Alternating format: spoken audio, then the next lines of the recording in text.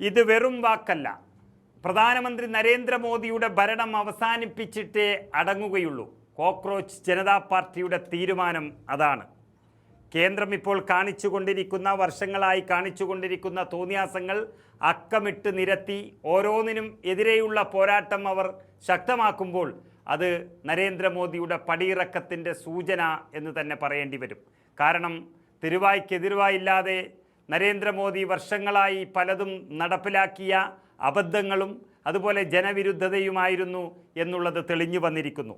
പ്രതിപക്ഷത്തെ പോലും വകവയ്ക്കാത്ത നരേന്ദ്രമോദിക്കും BJPക്കും ഈ ഒഴുകിയെത്തുന്ന ഒരു നാടിൻ്റെ പ്രതിഷേധത്തിന് മുന്നിൽ പിടിച്ചു നിൽക്കാൻ ആകില്ല എന്നുള്ളത് ഉറപ്പായി കഴിഞ്ഞു. അതാണിനി 6-ാം തീയതി കാണാൻ പോകുന്നത്. അമേരിക്കയിലായിരുന്ന കോക്രോച്ച് ജനതാ പാർട്ടിയുടെ സ്ഥാപകൻ അഭിജിത്ത് ദീപ്കെ ഇന്ത്യയിലേക്ക് അതിനുവേണ്ടി തന്നെ മടങ്ങി വരികയാണ്. ആദ്യത്തെ പ്രക്ഷോഭം തന്നെ വിദ്യാർത്ഥികൾക്കും യുവാക്കൾക്കും വേണ്ടിയാണ് എന്നുള്ളതാണ് ഇതിൻ്റെ പ്രത്യേകത. അതുപ്രകാരം ഡൽഹിയിലെ ജന്തർ മന്ദറിൽ കേന്ദ്ര വിദ്യാഭ്യാസ മന്ത്രി ധർമ്മേന്ദ്ര പ്രധാനെതിരെ സമരമിരിക്കുകയെന്ന ലക്ഷ്യത്തോടെയാണ് അവരുടെ അധ്യക്ഷൻ വരുന്നത്.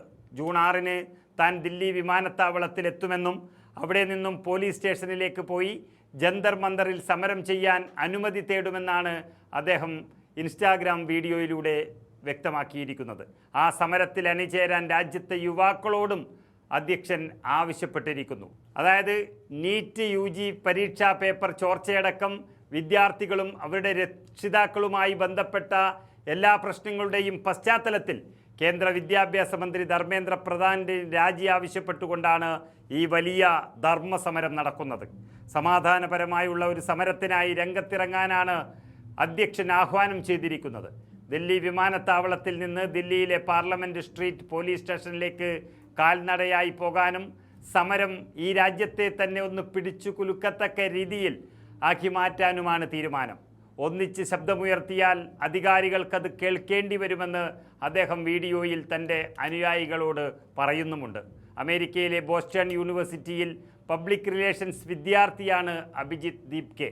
ഇദ്ദേഹം ആരംഭിച്ച കോക്രോച്ച് ജനതാ പാർട്ടി എന്ന പേജിന് ചുരുങ്ങിയ ദിവസങ്ങൾക്കുള്ളിൽ തന്നെ ദശലക്ഷക്കണക്കിന് യുവാക്കളുടെ പിന്തുണ നേടാനായതാണ് സമരത്തിൽ ഇറങ്ങാൻ അഭിജിത്തിന് നൽകുന്ന ഒരു ആത്മവിശ്വാസം.